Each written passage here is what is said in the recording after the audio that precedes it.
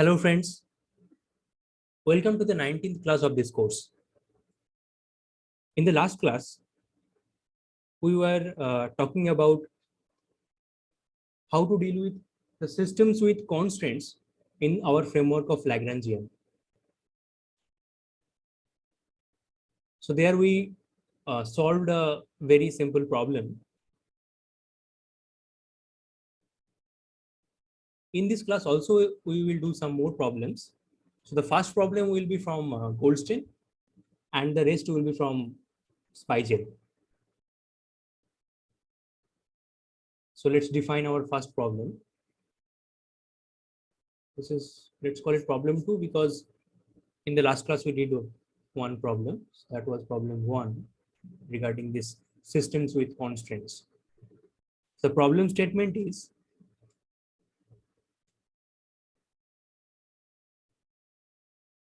a hoop or a ring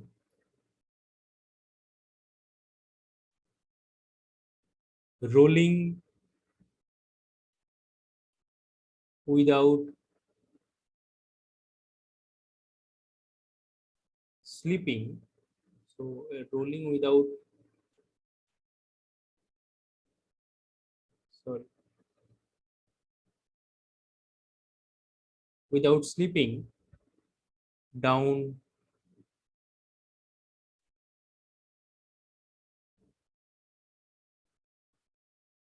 an inclined plane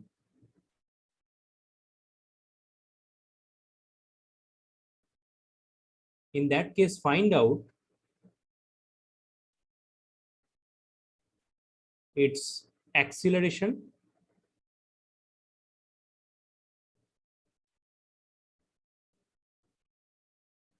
and the force of constraint, which is friction.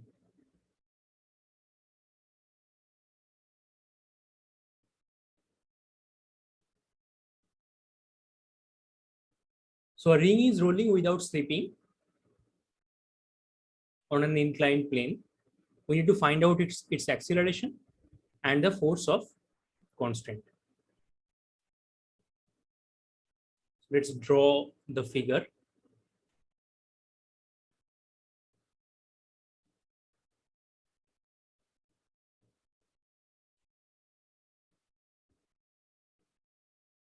Let's assume the angle of inclination, that is phi,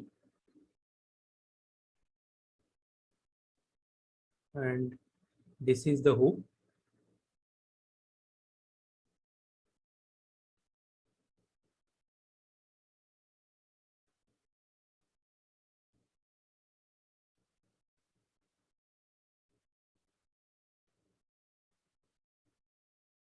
So it's a ring actually. All the masses distributed on its edge.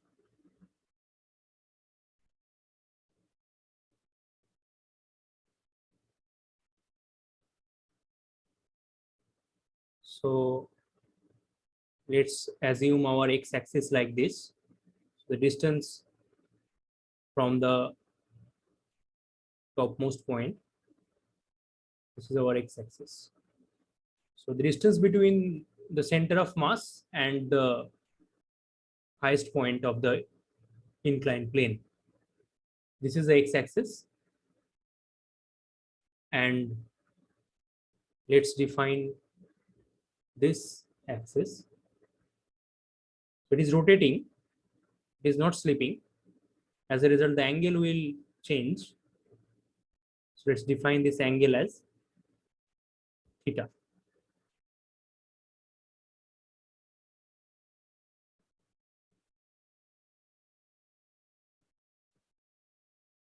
And let's say its radius is r.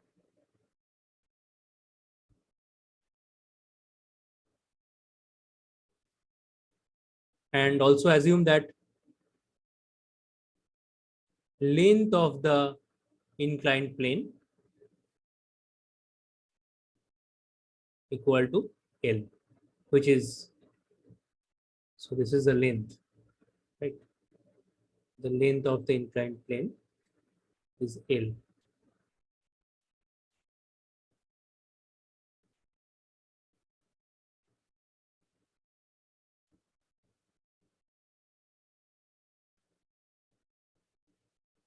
Now let's write down the kinetic energy. Kinetic energy is half m. So if the mass of this hoop is m, in that case, its kinetic energy is written as, so the kinetic energy of the center of mass with respect to this point, which is half m x dot square plus half m r square theta dot square, which is the kinetic energy due to the rotation of the object. So this kinetic energy is with respect to the center of mass. So we already discussed how to write down the kinetic energy for a many body system.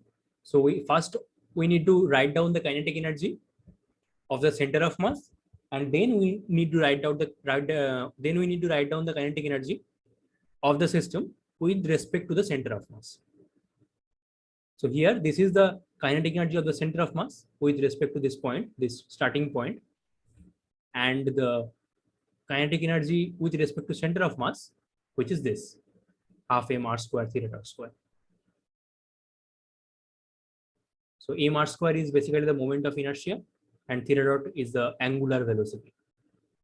This kinetic energy is due to the rotation of the hoof.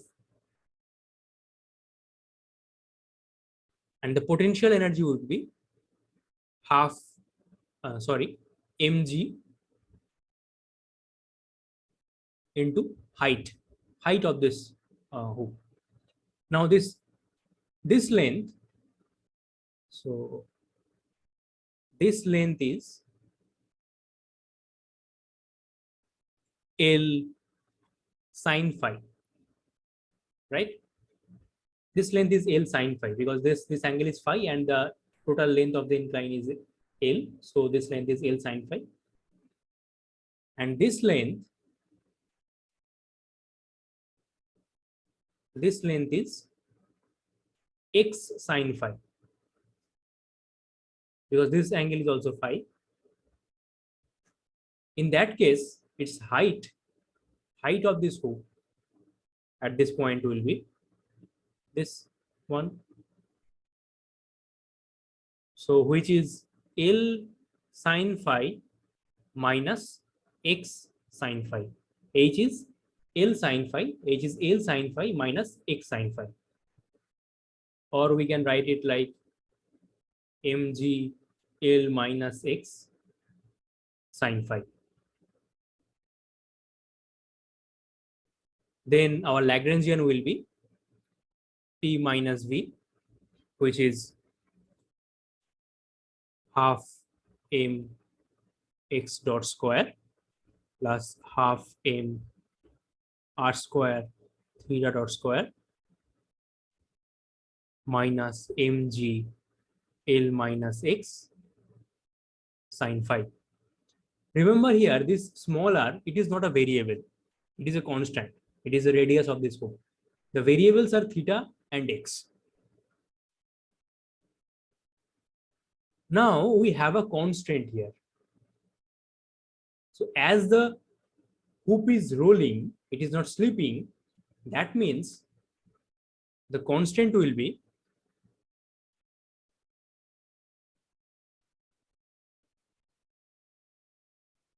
r d theta. It will be x dot. Dx. This is the equation of constraint.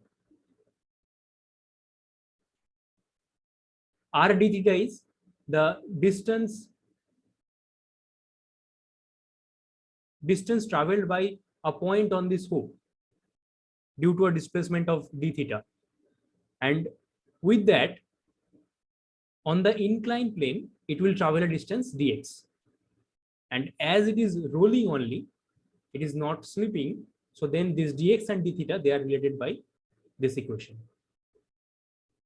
So it's a constant equation. So let's write our constant equation then, which is if we write equals to r d theta, sorry, write it as df r d theta minus dx equals to 0. So in that case, we have del f del theta equals to r and del f del x equals to -1.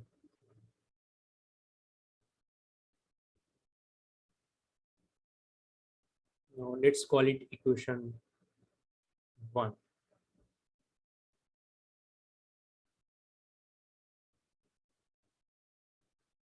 In that case, our Lagrangian equation of motion, there will be two Lagrangian equation of motion.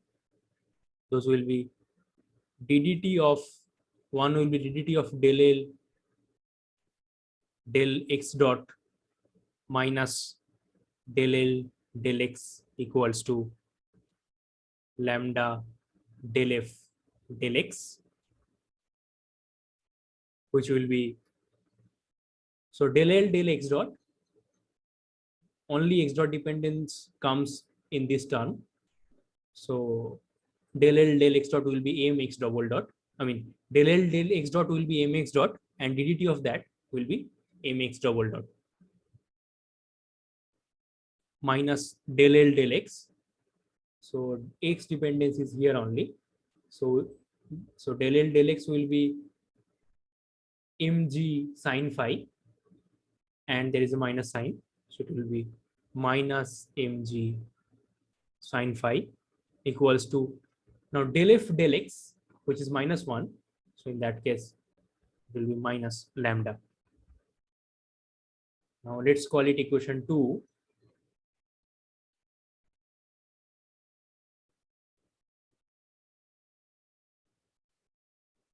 And the other Lagrangian equation will be ddt of del L del theta dot minus del L del theta equals to lambda del f del theta. In that case, we will get, so del L del theta dot, which will be m r square theta dot. So it will be ddt of m r square theta dot minus del L del theta will be 0, because there is no dependence of, explicit dependence of theta in this Lagrangian.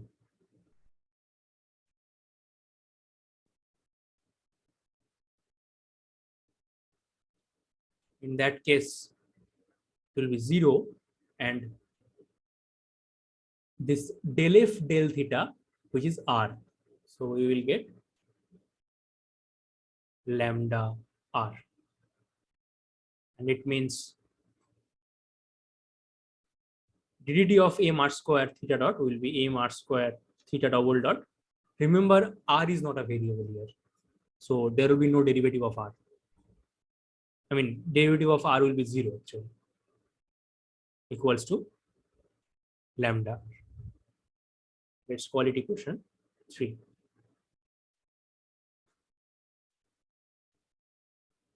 And we can write this equation 1 as, so equation 1 can be written as, equation 1 can be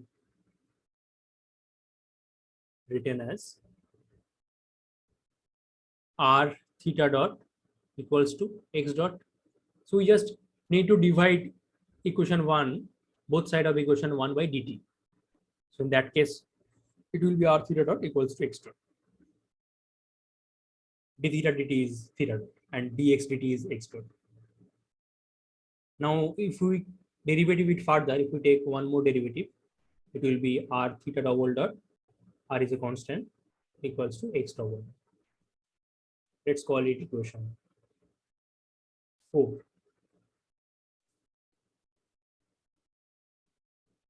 Now, if we put this value, if we use this value of theta double dot from equation 4 in equation 3, then you will get, so put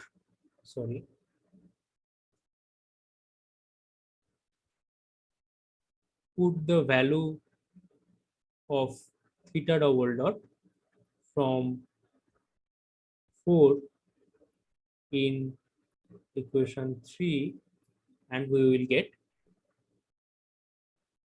m r square x double dot by r equals to lambda r. It implies m x double dot equals to lambda. So now put this value of lambda in equation 2.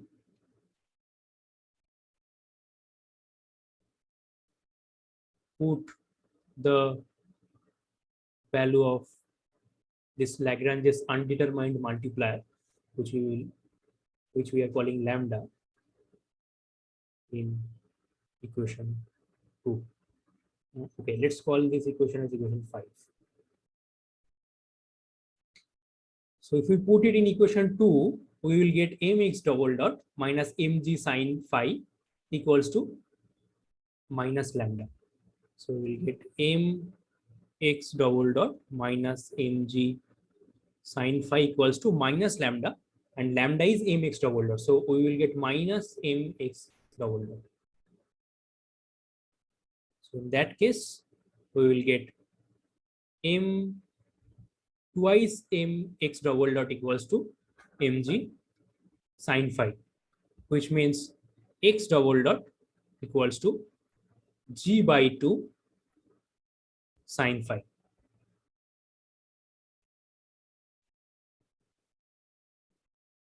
This is the acceleration of the center of mass. If we want to find the acceleration of angular acceleration of the hoof, in that case we will use the equation 4. So from equation 4, we can write theta double dot equals to x double dot by r, radius of the hoop, right? Equation 4, we can write theta double dot equals to x double dot by r. So in that case, it will be g by 2r times sine phi. And the force of constraint, which is, so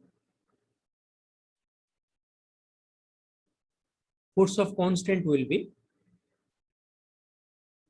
along x direction, it will be, so force of constraint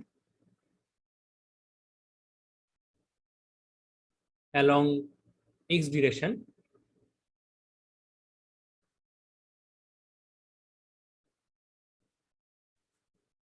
which is basically the frictional force.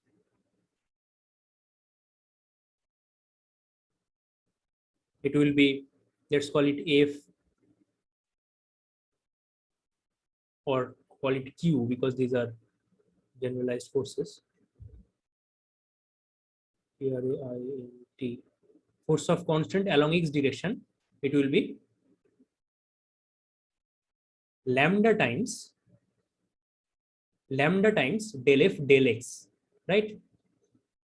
So it will be lambda times del F del X, which will be, so we will get only the magnitude. So already discussed about that. Magnitude of force of constant. We cannot get direction from this framework. So the force of constant will be lambda times del F del X, and del F del X is, we know that it is -1, and lambda we can find it from here, lambda from equation 3, it will be mr theta double dot, right? So we will get, it will be mr theta double dot.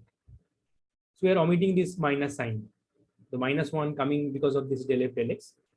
We are not writing that because we are taking the mode. And theta double dot will be g by 2 is r sine phi. So in that case, the force of constraint along x direction will be mg by 2 sine phi. So this is the force of friction. Okay. Now you can also find force of constraint along the theta direction, which is lambda times, so which will be force of constant along theta direction. Force of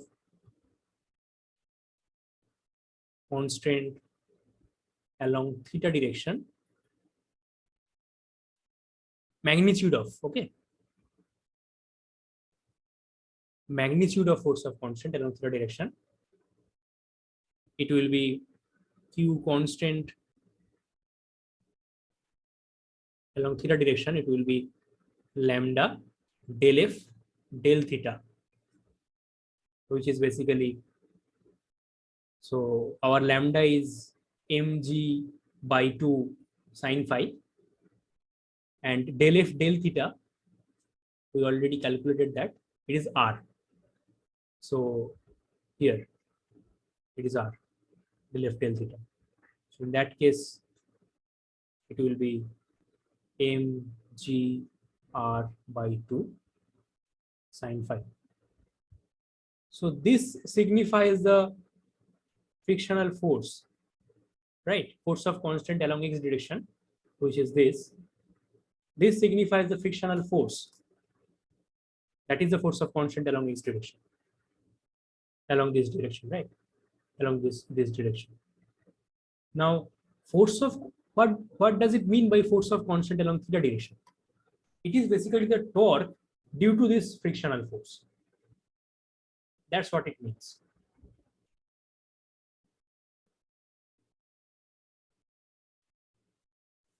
So this was our first problem of today. Now the next problem will be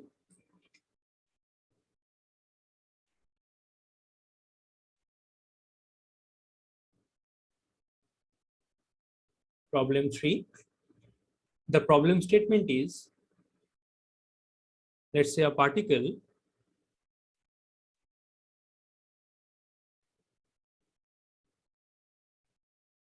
of mass m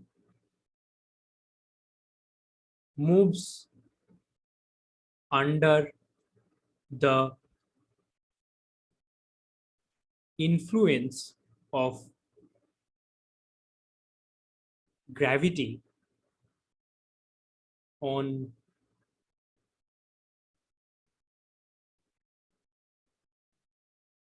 the inner surface of the paraboloid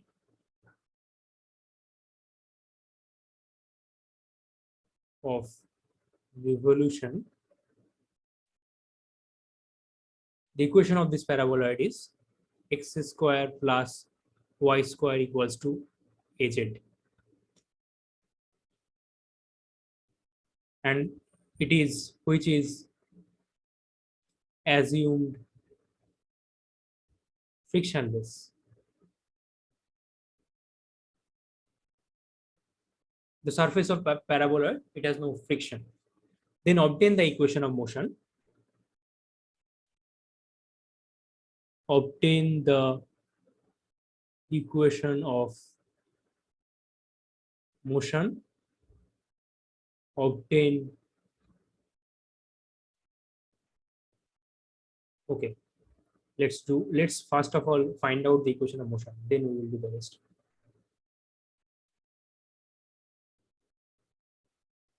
Now let's draw the paraboloid first.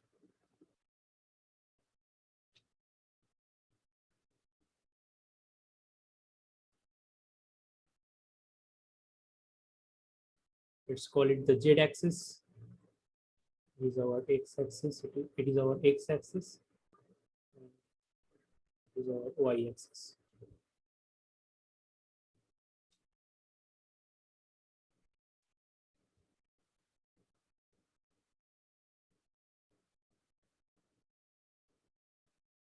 This is the paraboloid. So in the xz plane, if you in the yz plane or the xz plane, if you see, you will see a parabola. But in 3D, you will see it like this. So it's a paraboloid.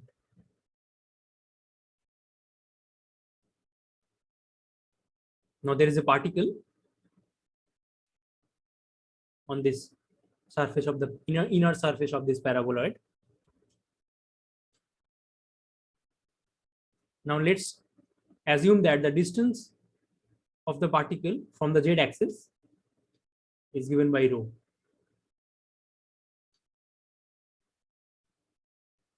And the angle it makes with the x-axis is given by phi.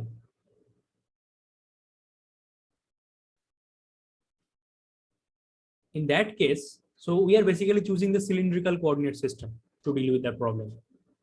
So in that case, x square plus y square will be rho. Sorry, x square plus y square will be rho square. And x will be rho cos phi, y will be rho sin phi. In that case, x dot will be rho dot cos phi minus rho phi dot sin phi, and y dot will be rho dot sin phi plus rho phi dot cos phi.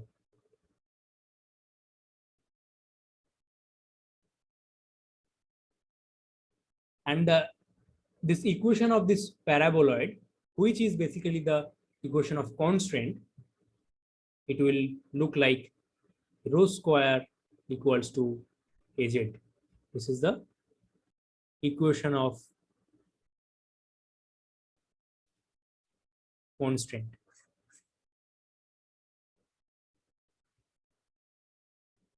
So in that case, f will be rho square minus az equals to 0.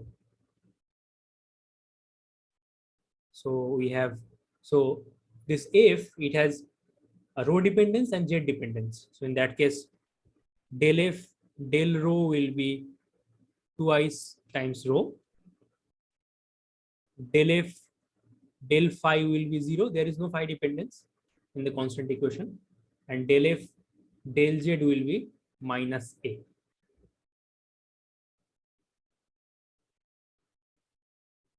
Now let's write down the kinetic energy and potential energy of this particle while it is revolving on this hoop, on this paraboloid. So the kinetic energy will be half m x dot square plus y dot square plus z dot square.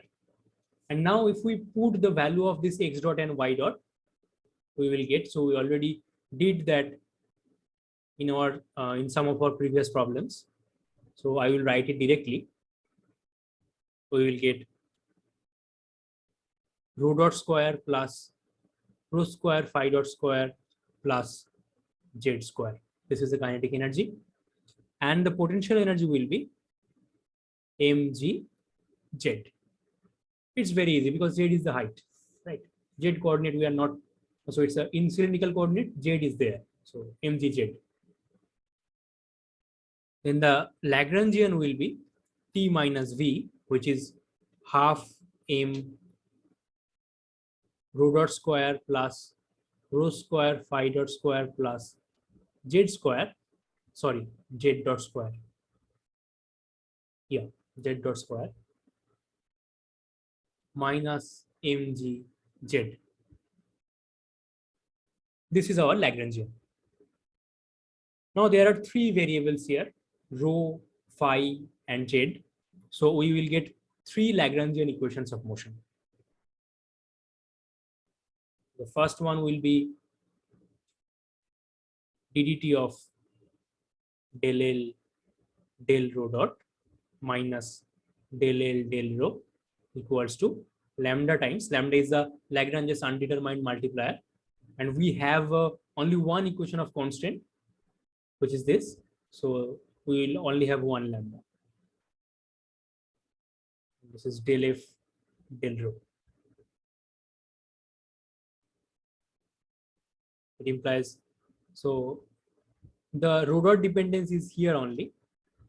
In that case, we will get m rho double dot.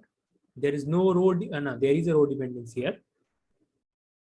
So in that case, we will get m rho phi dot square equals to del f del rho. So del f del rho is twice rho. So in that case, we will get 2 rho lambda. Let's call it equation. So we had up to equation 5. So let's call it equation 6. Equation 6.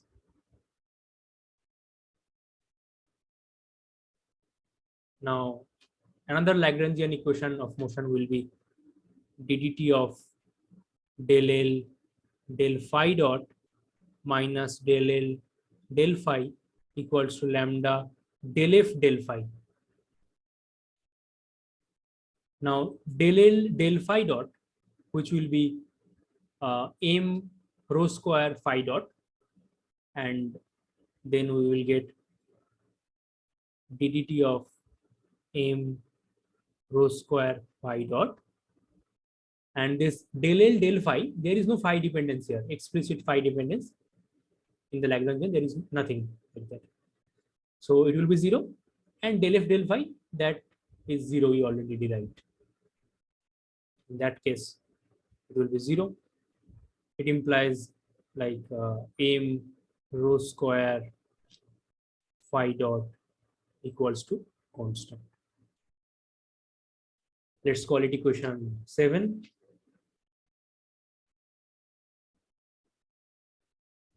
And the last equation will be ddt of del L del z dot minus del L del z equals to lambda times del F del z.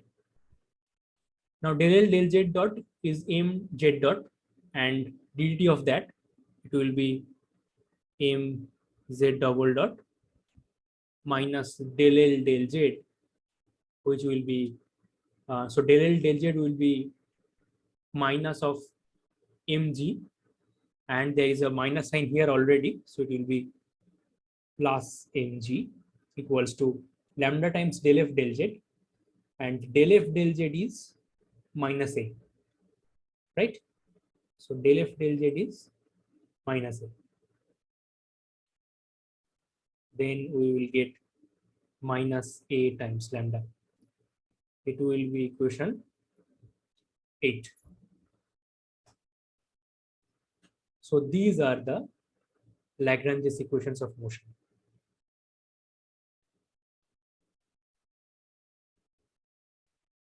Now the next part of this problem is, let's call it the part A. So part A is obtain the Lagrange equation of motion. Now part B of this problem is prove that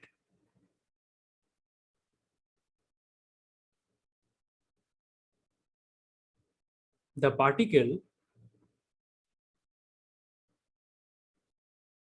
will describe a horizontal circle in the plane z is equal to h, that means at a particular height, at a constant height, provided it is given an angular velocity of omega equals to root under twice g by a. This is our next part. Solution. So z is equals to h.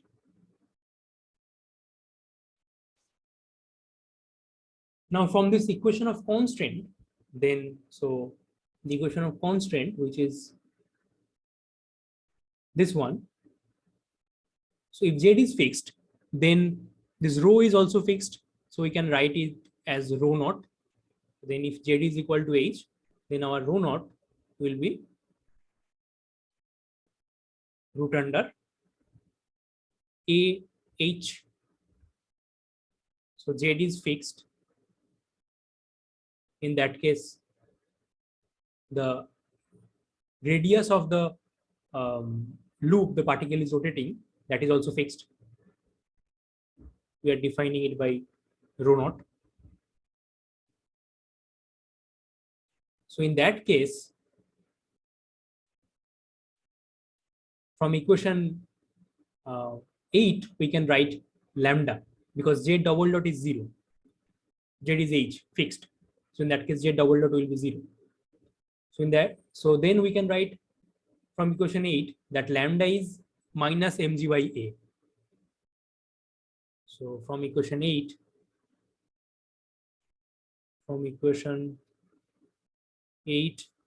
lambda is equal to minus mg by a, whereas z double dot is equal to 0.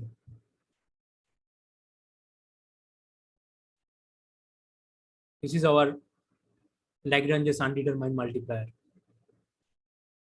And we need to find out the omega, and this omega means phi dot, right? Phi dot is the angular velocity, which is omega. So from equation 6 now, we can write like so m rho double dot, it will also be 0 because rho is fixed and we calculated its value, which is rho naught. So then we can write twice rho lambda equals to minus m rho phi dot square. Twice rho naught lambda equals to minus m rho naught phi dot square. Here rho equals to rho naught and rho double dot equals to 0. Also rho dot also 0. So that's the equation we wrote. Like twice rho naught lambda equals to minus m rho naught phi dot square.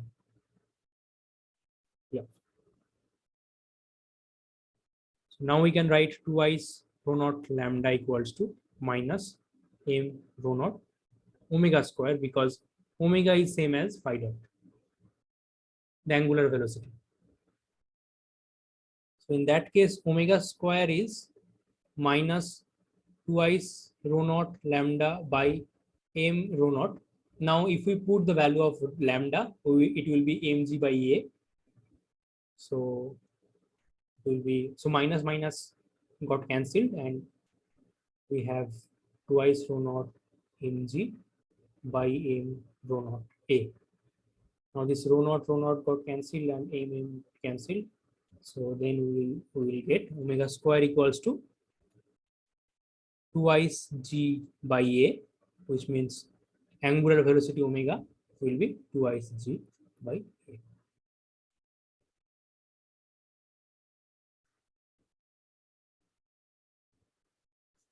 Proved. This will be our angular velocity.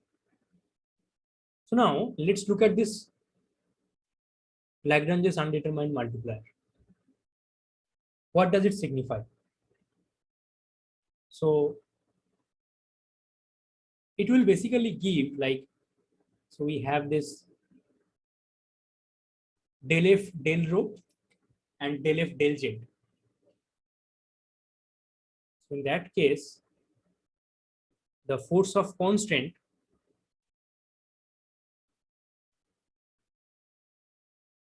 along rho direction, it will be lambda times del f del rho, which will be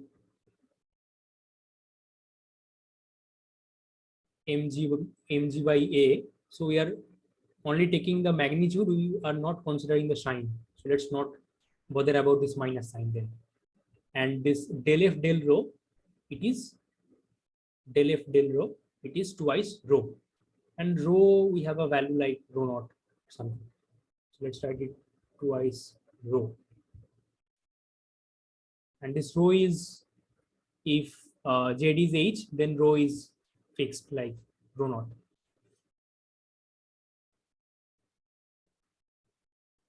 And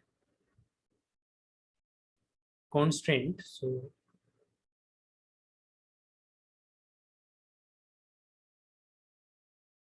along z direction, so along phi direction it is 0 because del f del phi is 0. So along z direction would be del f del z equals to, so del f del z is minus a, and let's not bother about minus sign again.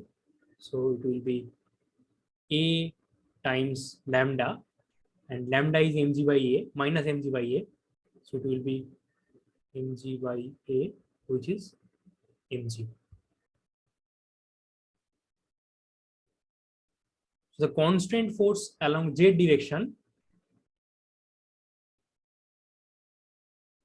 is along z direction, it is mg, and constant force along rho direction, it is twice mg rho by a. So these two forces are basically, so if we, so this is the paraboloid we have, and if there is a particle,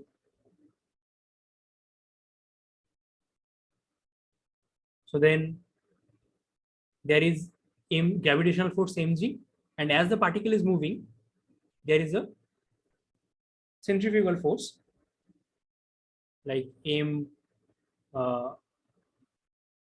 is a centrifugal force, so which, let's say, F centrifugal. So as a result, this surface will also provide a normal force along this direction, and which will balance these two forces, this mg and this centrifugal force. So this centrifugal force is then, I mean, the balancing force given by this paraboloid is twice mg rho by a. So the centrifugal force will be twice mg rho by a. Only then it will get balanced. And the force along z direction, it is mg. So this is the weight of the object, and that is balanced by this normal force given by the surface. So these are the two components of this normal force given by the paraboloid surface. That's the meaning of these constraints. Okay, that's all for today. In the next class, we will solve some more problems, and we will look at some conservation principles and some symmetry properties. Thank you.